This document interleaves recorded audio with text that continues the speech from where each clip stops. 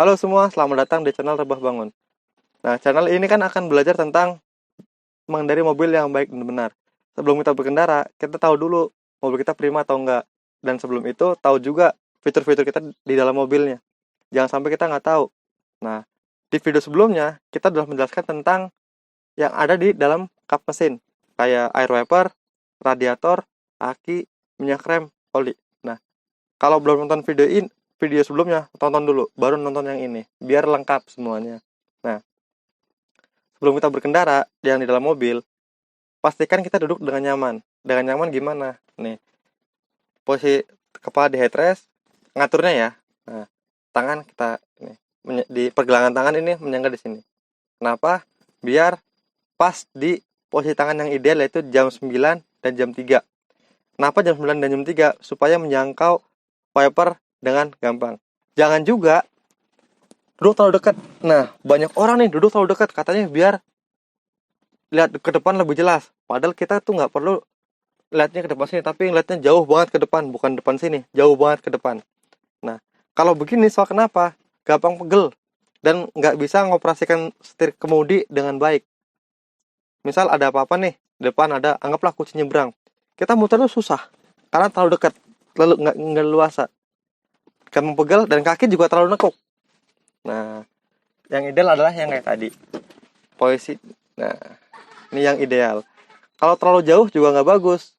Ya, berarti kan lurus. Contoh kayak gini. Lurus kan? Nah, lurus kan pegel. Hampir begini. Nah, kayak gitu. Jadi, sebisa mungkin begini. Nah, di dalam mobil juga ada banyak fiturnya. Yang pertama kita bahas adalah di sebelah kiri dulu, yaitu wiper. Nah, wiper ini ya kayak kemarin saya jelaskan tentang wiper untuk membersihkan kaca. Cara ngoperasinya adalah kalau kita memajukan sekali, ini sekali nih. Nah, itu hanya untuk ngusap sekali. Nah, kalau ke bawah, ngusap terus-menerus cuman dengan pelan. Makin ke bawah, makin ngebut, makin ngebut. Nah, dari sini ada putar-putaran juga. Putar-putaran ini buat apa? Buat yang belakang. Kita putar ke atas sekali itu untuk airnya. Nah, ke bawah baru untuk wipernya muternya belakang. Nah, itu dari wiper. Nah, sekarang kita di sebelah kanan setir. Di sebelah kanan setir ada buat sen dan lampu. Nah, sen itu kalau kita majuin ke depan itu belok kiri, untuk tanda belok kiri. Kalau ke belakang nyala sen belok kanan. Nah, ini ada putar-putaran juga. Putaran pertama ini untuk lampu senja. Kedua untuk lampu utama. Ini lampu utama udah nyala nih. Kalau ke bawahin lampu jarak jauh. Lampu jarak jauh nggak akan nyala kalau kita belum nyala lampu utama. Nah, cuma lampu jarak jauh bisa namanya kita sebut dim atau lampu tembak. Nah, itu kita tarik ke atas. Nah, ini lampu tembak nih nyala. Lampu tembak juga penggunanya jangan asal lampu tembak terus ya. Kasihan orang. Nah, kecuali untuk misal kita mau mendahului malam-malam butuh kode, ya kodein aja pakai lampu tembak sekali. Nah, itu dari sen. Nah, setelahnya yang kita perlu atur adalah spion. Nah, spion itu kita atur. Pertama tadi dari posisi duduk dulu ya, kita atur. Kalau posisi duduk udah nyaman, baru kita atur spion. Spion itu idealnya sepertiga dari mobil itu kelihatan, supaya bisa melihat ke belakang lebih sempurna. Kalau terlalu keluar, ya kita hanya bisa ngelihat ke luarnya, jadi mobilnya nggak kelihatan. Nah, itu dari spion. Nah, kalau udah diatur semuanya dan udah tahu semuanya, yang simpel tadi ya, contoh wiper, sen, atur spion, udah tahu semuanya. Jangan lupa juga gunakan safety belt. Nah, ini safety belt fitur keselamatan paling wajib digunakan, jangan sampai nggak digunakan. Dan jangan juga dipakai di belakang cuma buat ngakalin sensor biar nggak berisik. Kenapa? Ini kunci paling utama dalam keselamatan mobil. Meskipun ada airbag ya, airbag itu nggak menjamin semuanya. Yang lebih menjamin adalah safety belt. Kalau kita nggak pakai safety belt, misal airbag ngembang, ya kita akan keputar kemana-mana. Karena kita badannya nggak kekunci. Kalau pakai safety belt kan badan kekunci. Dan ini airbag pasti akan menyempurnakan keselamatan kita. Nah, itulah fungsinya safety belt. janganlah kali-kali lah pakai di belakang, bahaya banget itu. Atau nggak pakai sama sekali. Jangan pakai safety belt takut sama polisi, bukan. Takutlah sama nyawa kalian sendiri. Sayangin nyawa kalian sendiri. Oke? Hmm. Di mobil sekarang pasti ada AC-nya ya. Nah, AC ya atur aja lah kedinginannya sesuai kalian. Kalau mobil ini kebetulan masih diputer. Mobil-mobil sekarang mungkin udah pakai tombol semua ya. Nah, ini untuk satu ini atau dua ini untuk kecepatan kipasnya. Nah, ini untuk kedinginannya. Nah, pasti teman-teman tahu semua lah itu. Pasti semua, meskipun belum bisa nyetir, pasti udah bisa ngatur AC-nya. Nah, itu dari AC. Selanjutnya kita karena udah semua nih ya, kita ke bagian transmisi. Transmisi kebetulan mobil gue menggunakan transmisi Matic. Matic itu simple ya. Di pedal cuma ada 2, gas dan rem. Di persneling cuma ada P, R, N, D, dan D ya. D itu ada banyak. D3, 2, 1. Ada juga yang Triptonic. Nah, Triptonic itu manual yang bisa Matic yang bisa dimanualin. Nah, itu Triptonic. Nah, itu lebih enak lagi tuh mobil yang udah Triptonic. Nah, ini mobil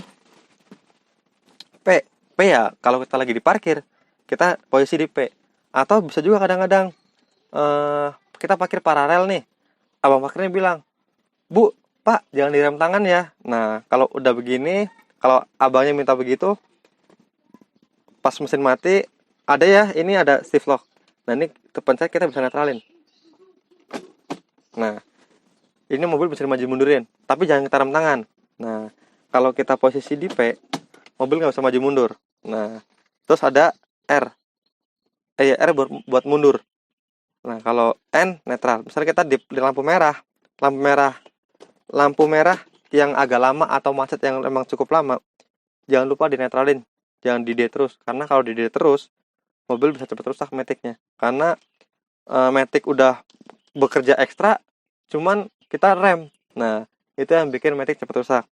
Nah, habis itu kita ke D. Nah, D ini untuk maju. Ya, kita untuk jalan pakai D, normalnya pakai D. Ada juga D3. Ini berarti Matic kadang beda-beda ya, tapi hampir semua sama sih. Ada D3. D3 tuh biasanya digunakan saat kita mau berakselerasi atau kita mau mendahului. Misal kita mau membutuhkan tenaga yang lebih besar. Nah, kalau di manual kan turun gigi. Nah, ini juga anggap turun gigi. Turun ke D3, kita udah dapat akselerasi, udah dapat powernya, baru kita bisa ke D lagi. Nah, ini ada 2 dan L. 2 dan L ini berfungsi lebih ke tanjakan. Tapi L itu kadang pakai 1 ya. 2, 1. Tapi ada juga yang LS. Nah, itu ini sama sih. L atau 1. Nah, kalau tanjakan terjal, kita butuh tenaga yang besar. Mobilnya butuh torsi yang besar. Pakai 1 atau L. Supaya bisa menanjak dengan sempurna. Nah, kalau udah, ya baru kita, kalau emang udah tanjakannya udah cenderung landai, baru kita bisa pindahkan lagi ke 2, 3, dan D lagi. Cuma kalau di tanjakan terjal, cuma kita lagi ngebut, jangan di D, jangan di L juga, jangan 1 juga. Intinya itu kalau kita butuh tenaga besar atau pelan-pelan, ya itu pakai L supaya mesin nggak kerja kasihan. Nah, itu di Matic. Simple ya Matic ya, nggak kayak manual. Makanya orang banyak menggunakan Matic karena simple. Nah, sekarang ada juga rem tangan.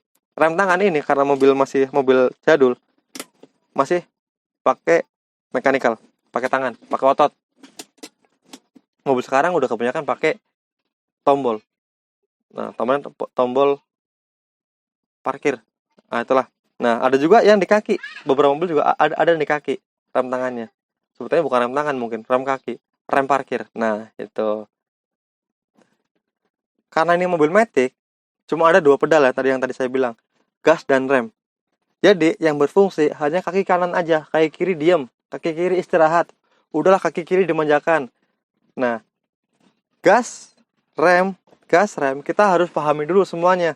Jangan kita belum terbiasa udah langsung jalan. Nah, kalau saya sih biasanya kalau itu selalu bilang ke yang belajar ya, saya bilang gini, gas, rem, supaya kaki terbiasa, kaki tahu, oh ini gas, ini rem. Nah, itu. Jadi pas nanti amit-amit ada apa-apa, misal kita lagi berkendara, tiba-tiba ada lubang atau ada kucing nyebrang, kita ngerem, udah tahu langsung ke injak kaki rem, ke injak pedal rem. nggak tiba-tiba, nggak, kalau belum terbiasa takutnya pas udah ada kucing nyebrang gitu mau nginjek gas lagi, yang artinya lebih bahaya. Nah, jangan juga kaki kiri ikut injek rem ya, atau mungkin dulu sih ya, saya pernah tuh tahu ada orang untuk injek rem pakai kaki kiri, jadi kakinya dua-dua berfungsi. Itu bahaya malah menurut saya. Kenapa bahaya? Ya tadi tuh, misal ada apa-apa, ada urgensi yang harus ngerem mendadak, karena refleks jadi nginjek dua-duanya, yang artinya ngegas iya, ngerem ya, kan bisa malah bahaya. Makanya didesain pedal rem itu di sebelah kanan, yang artinya dekat sama kaki kanan aja, bukan sama kaki kiri. Nah, kaki kiri biasanya disediakan tempat untuk pejakan agar bisa istirahat. Oh ya, saya ada lupa jelasin tentang hazard. Nah, ini hazard ini penting ini, karena banyak salah kaprah tentang hazard. Kenapa? Hazard itu digunakan ya pada saat bahaya. Contoh, mobil kita kenapa-napa lagi di jalan, anggaplah misal ban bocor, ya kita nyalain hazard baru kita minggir, biar orang di belakang tahu, oh itu mobil lagi bahaya, kita jangan mendahului dia. Nah, cuman banyak juga yang digunain malah buat yang sering sih ya, itu pas lagi hujan atau di perempatan mau lurus. Itu sih yang banyak salah sih sebenarnya sih. Kenapa? Misal hujan kita pakai hazard. Kalau udah pakai hazard, kita gunain sen itu udah kalah sama hazard. Yang lebih utama hazard. Jadi kalau kita mau belok-belok, ya orang di belakang kita nggak akan tahu mobil mau ke kiri atau ke kanan, bahaya kan? Nah, bikin bikin pengendara di belakang bingung. Jadi kalau hujan sebaiknya gunakan aja lampu utama.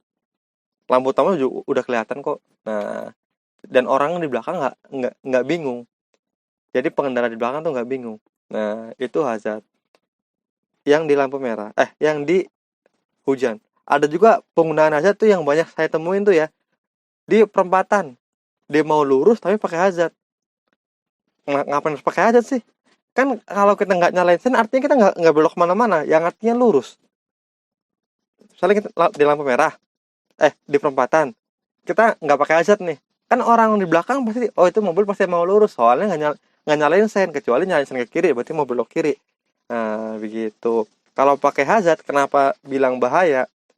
Misalnya kita pakai hazard, nah di sebelah kiri kita ada motor, di sebelah kiri belakang ada motor. Pasti motor itu taunya kita akan belok kiri, mobil akan belok kiri, karena dia nggak melihat ke kanan, karena ya kanannya nggak kelihatan sen kanannya, jadi dia hanya kelihatan sen kirinya. Nah, udah begitu dan dia harusnya bisa langsung belok kiri, karena mungkin dia ngiranya kita mau belok kiri, jadi dia nungguin kita dulu pas kita mau lurus. Salah kan? Nah, itu aja tuh digunakan pada mestinya, pada tempatnya. Nah, gitu, lagi bahaya. Jangan pas lagi hujan dan lagi mau lurus di lampu merah di perempatan. Nah, kalau udah paham semua tentang yang ada di dalam mobil, sekarang kita coba maju mundur. Nah, kebetulan gue bawa kon, jadi kita ambil dulu konnya.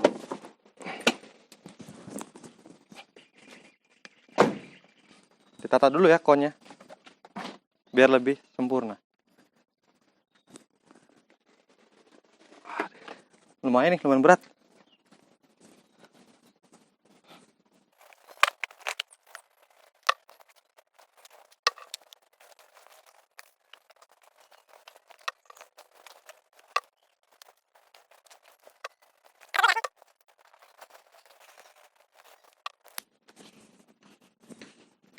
Nah, semuanya udah kita atur. Nah, tinggal kita, jadi kan pas tuh, jadi agak sempit biar feeling di mobil lebih dapat lagi. Nah, sekarang kita ke bagian yang ditunggu-tunggu, yaitu mengendarai mobil beneran. Kalau dari kemarin kita cuma jelasin doang. Nah, cuman sebelum berkendara emang harus tahu semuanya, makanya saya jelasin. Nah, oke. Oh ya, sebelum berkendara kan kita mau nyalain mobil nih. Diputar dulu. Kalau yang mobil yang udah kira sih tinggal injek rem sama tekan tombol start stop engine-nya ya. Nah, itulah tuh langsung otomatis nyala. Kalau mobil ini karena masih menggunakan anak kunci. Nah, putar dulu sampai ACC, nanti ada suara fuel pump ngeng. Nah, kalau itu udah mati baru kita starter. Kenapa?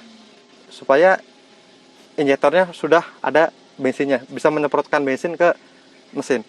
Nah, jangan lupa gunakan safety belt. Kayak tadi saya bilang, ini yang paling utama dalam keselamatan mobil. Nah, kalau udah nih, injek, biasain ya kalau mobil berhenti tuh injek rem.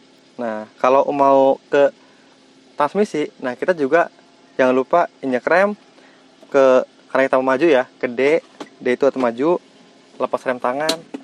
Nah, mobil matic lepas rem mobil jalan. Kalau maticnya masih bagus ya, mobil jalan. Nah, ini saya lepas rem jalan. Nah, posisi tangan di sini. Nah, megang setir juga jangan terlalu kencang, biar nggak terlalu kaku. Nah, ini kita udah paling depan. Sekarang kita mau mundur. Nah, mundur ini kita hanya berpatokan pada spion. Nah,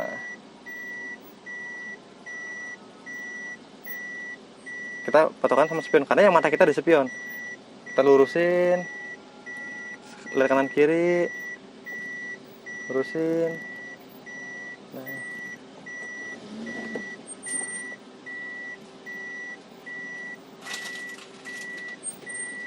Nah,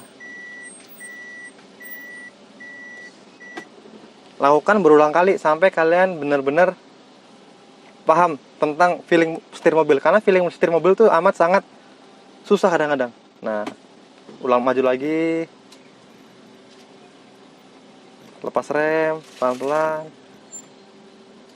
Nah, kalau kita jalan masih pelan-pelan, biasanya pastikan kaki itu di rem, kecuali kita mau berakselerasi, baru kaki digas.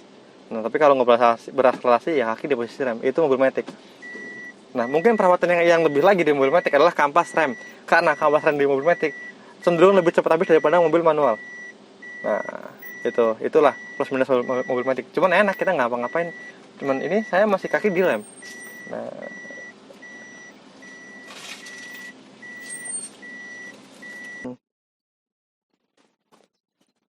Nah, oke. Mungkin cukup sampai sini video kali ini tentang belajar mengemudi. Paling nggak kita udah sampai maju mundur. Fitur-fitur semua kita udah tahu. Nah, tadi saya jujur aja udah coba zigzag. Cuman memang kondisi jalan kurang panjang. Jadi agak susah.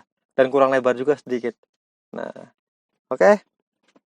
Tapi sebisa mungkin pasti kita akan coba zigzag. Nggak tahu di tempat-tempatnya.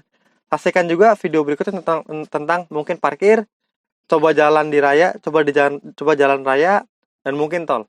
Nah, makanya coba saksikan terus video selanjutnya. Oke, jangan lupa like, comment, and subscribe.